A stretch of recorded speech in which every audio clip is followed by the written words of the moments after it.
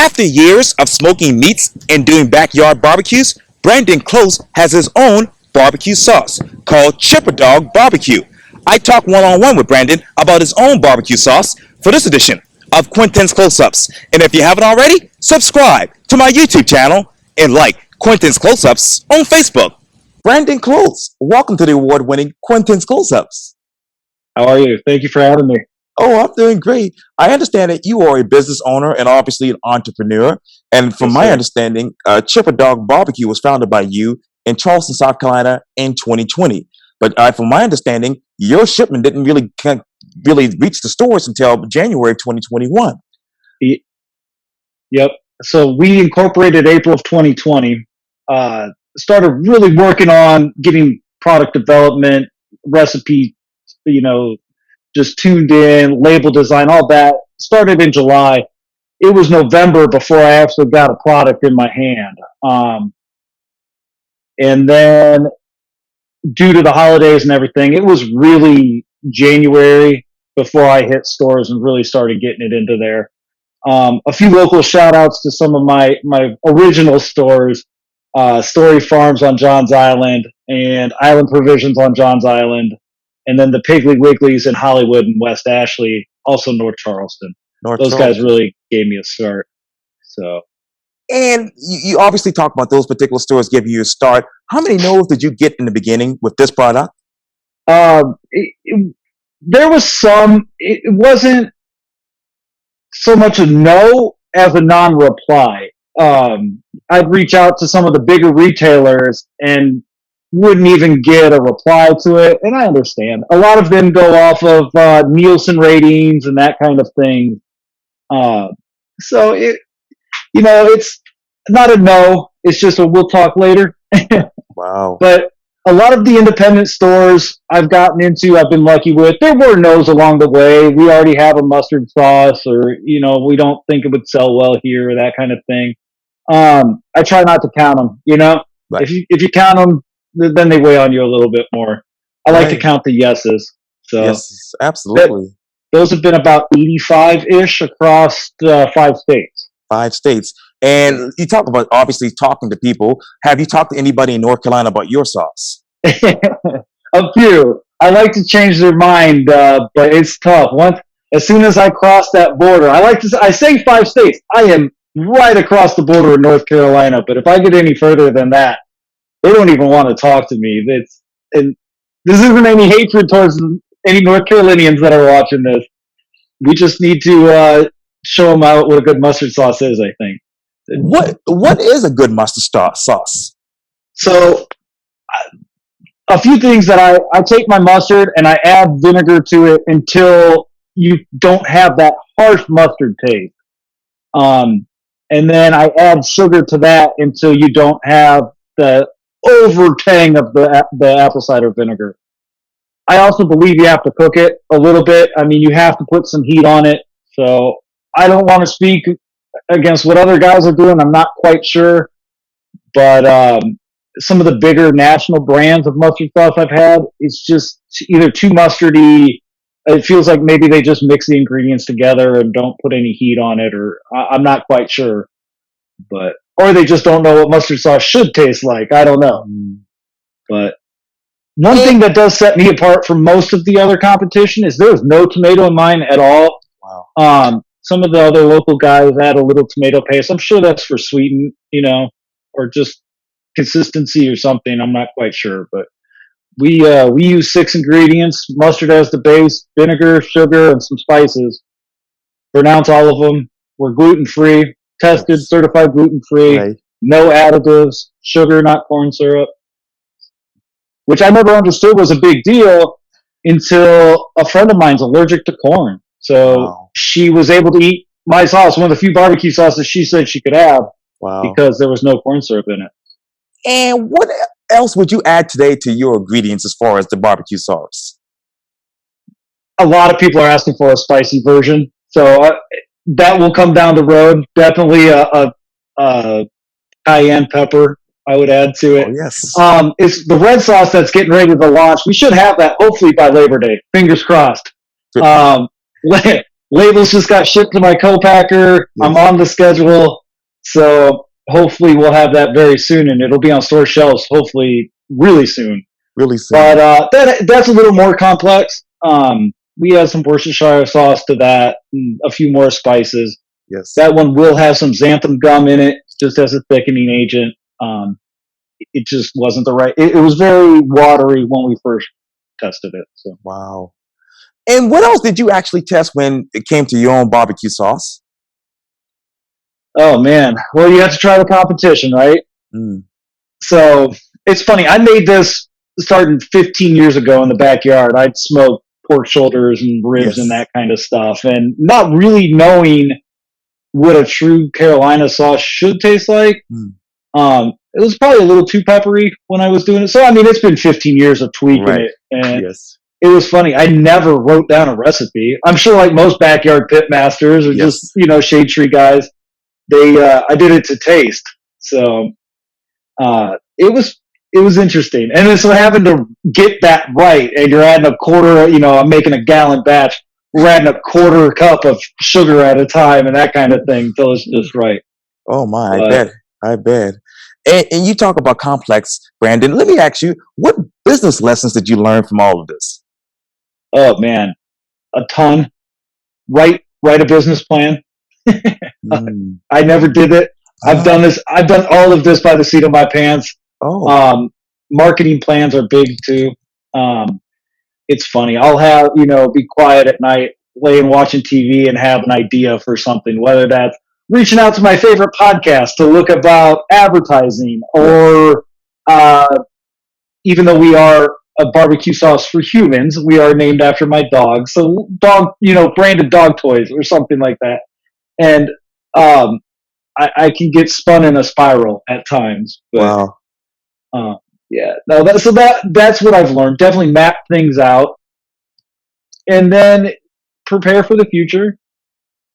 That's a big one. I've spent so much time focusing on the red sauce, and now that's almost come to fruition. I'm not sure what the next move is. So, if I had that planned out, it'd be a lot easier. But in the same sense, I'm going to have my hands full Yes. distributing that Oh, red sauce. We're also working on uh, a local distributor, getting in with them, opening up more stores. sure. Of course, the next step is the big retailers. Yes. I'm in a bunch of independent grocery stores, most of the Piggly Wigglies in the state, a lot of the IGAs and KJ's markets. The next step would be the food lines, Harris Teeter's, Publix. Publix. I love Yeah. Publix. That's my favorite store. I love Piggly Wigglies, IGAs, Publix, Harris Teeter's, all of them. Right. Whoever can So, take your product. Yes, indeed. absolutely. So, And you talk but about, that would be one of the next steps, and then also, I don't want to forget some of the smaller yes. specialty stores. They've done really well for me too. Yes. One More Chance Scuba in West Ashley has probably been my biggest buyer. So Omar's a family friend there. He likes Yes. to say that he's the only dive shop that sells barbecue sauce, Wow. but there's no competition, so Right. it works out. So Works out. How do you stand out with the competition? I think my is fantastic. First of all, I had a local artist do my label, and she nailed it. It is a portrait of my dog for sure. The other thing is the cleanliness of our sauce, and by that I mean the no additives, the sugars. You can pronounce every ingredient on my list. That's a big standout for us. We're also made in the Low Country. There's a few. We're located off Johns Island. That's the company headquarters, but outside of Maurice's, Right. Bessinger's, Right. those guys, I'm sure I'm forgetting somebody and they'll see this and they'll be upset. So I apologize for Prosler's or one of those guys, but we're one of the few small batch, made in Carolina. Yes. So the crafts and the Sweet Baby Rays and that kind of stuff, they're not traditional barbecues. They're not traditional mustard base, in my opinion. Exactly. And you talk about obviously doing this really for 15 years. What is the biggest difference between 15 years ago and right now when you think of barbecue? I think it's become more mainstream, first of all. Mm. 15 years ago, and maybe it's because now I live in a barbecue mecca, Yes. Even though it's not like on the national stage, I don't think people think of South Carolina. Hopefully, we'll help change that, along with the Rodney Scotts and Yes. the home teams and the Bessengers and those guys. But um, you think of Memphis, you think of Texas, you think of Kansas City. Right. People from outside the Southeast don't think of South Carolina. So I think that is starting to change. You are seeing a lot more mustard sauces, Alabama white sauce. Yes. You're starting to see these niche barbecue sauces in the grocery store. I mean, of course, down here we see 8 different varieties, but Right. in Illinois, where my family is, there might be one or two. Like I said, again, the Crafts or the Sweet Baby Rays. So Yes, indeed. I want to. Our goal is to be nationwide. Nationwide. So And I know, yeah, that's the ultimate goal. ultimate So goal. it's funny. Like I said, Charleston. We have Charleston or South Carolina, Georgia knows mustard sauce. They're receptive to mustard sauce. Then there's a bubble outside of that, the North Carolina area that's like we don't want anything to do with it. And then you get outside of that, and people just don't know what it is. The Northeast, Midwest, the West Coast have no idea, and so that's been a big challenge is educating people. Telling them, hey, you can use it on a pulled pork sandwich or a barbecue chicken, or my dad loves to put it on a ham sandwich. Right. So it's really versatile.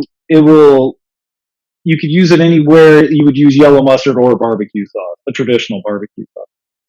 And in Illinois, where obviously your family is, what do they prefer? Tomato base or mustard base? Oh, it's tomato for sure. They don't even, most of the family friends and stuff up there when I started all this had no idea what it was. And I've sent so many promotional bottles up to family and friends, and then they try it. And now we're getting the reorders from all of them. And then those, so out of the 5 states I'm in, North Carolina, South Carolina, Georgia, then Illinois and Iowa. So. Wow, that's amazing. And I love the Alabama white sauce. I use it all the time for my smoked chicken sandwich at Rodney Scott's. Yeah. And speaking of which, you said this too on your website, quote, the perfect mustard-based barbecue sauce didn't exist, so we created it. What type of barbecue sauce actually existed in your mind? I mean, every pitmaster is going to give you the same answer that, there's good ones out there, but mine's the best. Right. So I'll stick with that answer. There's good ones out there. Trust me, there was bottles of competitors in my refrigerator before I made my own. But even still, I would make my own for the most part, And you also said this too, barbecue sauce is our love language. What is that love language? Oh, man, that's another thing. You ask any chef, and I don't remember who said it. I believe it was one of an Anthony Bourdain or one of the TV chefs back in the day. But like, what you put on that plate is showing somebody your background, your story, where you came from, who you are, and a lot of the chefs I used to work with, I've been in food and beverage since I moved down here about 6 years ago. You love that instant gratification too. Like you put a plate of great food in front of somebody and you see their face light up in that first bite where they're like, there's nothing better, Right. So, but it is like, it's, one of those first like 3 dates you have with your significant other. One of you two is cooking, it's, maybe that's just to get somebody over to the house, Right. But it's, again, it's showing you where you came from, your background, what your grandmother used to make you or your mom or your dad, so it really is. And then barbecue on top of that is really a language of love because you're babying this pork shoulder or brisket or, chicken or whatever it is for up to 12, 16 hours. Yes. So you gotta love it. Absolutely. You gotta love it. Absolutely. Yes, indeed. So get up at 4 or 5 in the morning to get a pork shoulder on so you can feed your family. And then having to watch it all day too. Right. And don't get me wrong, after 11 o'clock when you're sitting out there with a couple beers, just watching the grill, I think that goes into some personal Zen time. But that's exactly right. And if you were to put a plate in front of someone right now, what would it be to describe your bringing up your story, your life? You know, one of the things when I first started this, it was every Wednesday I'd post a new recipe, and it lasted about a month. But if you go to our website, chipperdogbarbecue.com, Right. we've got somewhere between 12 and 20 recipes, and not a single one's pulled pork. You know, we're pulled pork's best friend, Yes. but if all you're doing is putting chipper dog on your pulled pork sandwich, you're going to buy one bottle every 6 months or whatever it is. If I can show you how to do a salmon with chipper dog parmesan and crustman on it, or a salad dressing, or a farro salad, deviled eggs, hopefully you're to the point where you're eating us every day. Yes. But and then I can sell you a bottle every couple of weeks. Okay, right.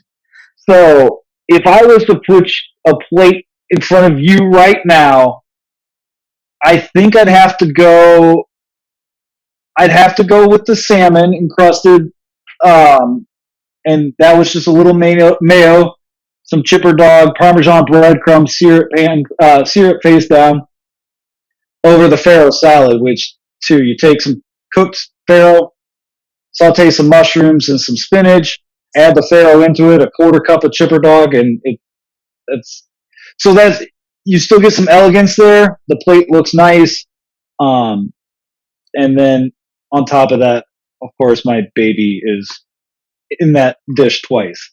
So, as a matter of fact, you said this sauce seriously has no limitations. What are the limitations with the other barbecue sauces?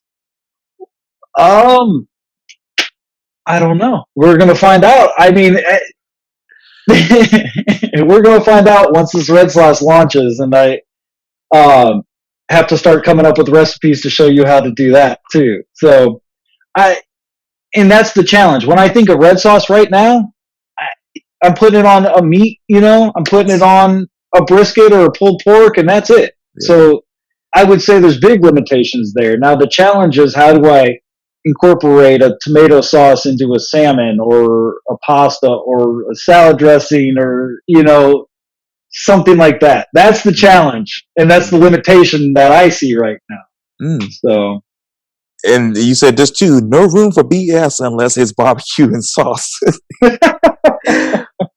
What has been the blunt about barbecue sauce that made you create your own?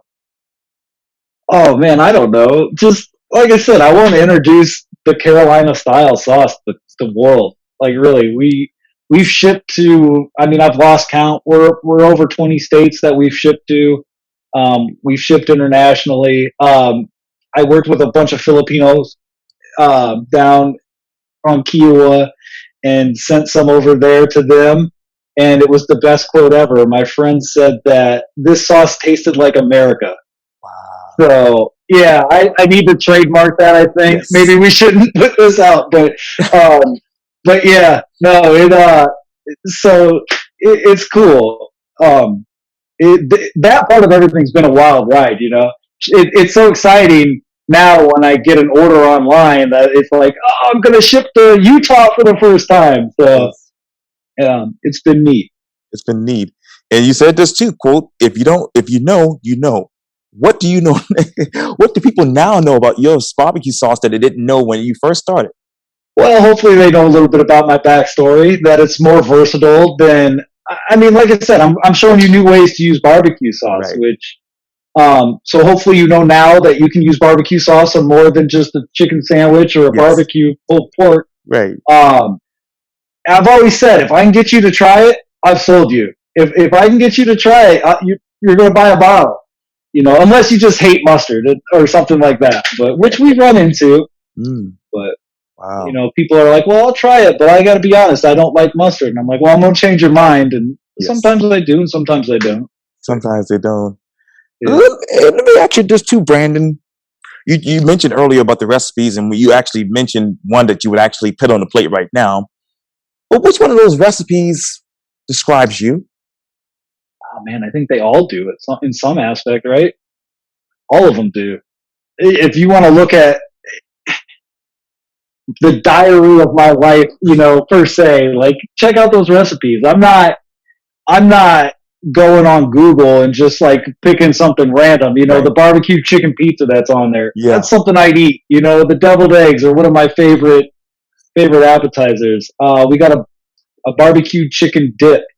My favorite thing was buffalo chicken dip. Super Bowl, that's what I'm making, you know? Right, right. So we took those, I won't say classic dishes, but I took those dishes that were classic to me and put a Chipper Dog twist on them.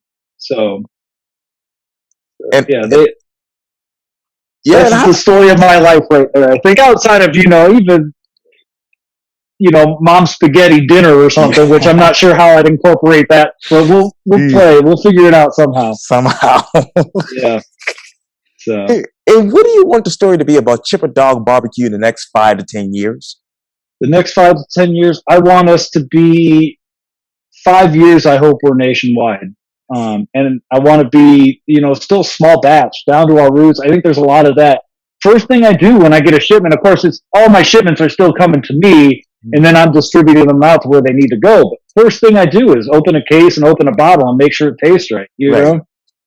So, of course, once we get into bigger retailers and we're shipping right to the warehouse, that's going to be tough. I'm going to have to rely on my co-packers and the people I've put in charge of those type of things to really, be accountable. But it's still, I'll be going into hopefully Publix in, Jacksonville, Florida, and grabbing a bottle off the shelf and making sure it's right. Absolutely. Yeah. But, I'm sorry. Oh, we're looking forward to that as well. But go ahead. So, like I said, getting mustard sauce outside of the Southeast bubble is a big goal, and it'll happen. Yes, absolutely. Absolutely indeed. Well, Brandon Close of Chipper Dog BBQ, thank you for your time. And again, welcome to the award-winning Quintin's Close-Ups. Quintin, I thank you. I appreciate it. And can't wait to see the end product on this. Absolutely. So, yes, indeed. All right. Thank you, sir. Thank you. Have a good afternoon. Likewise.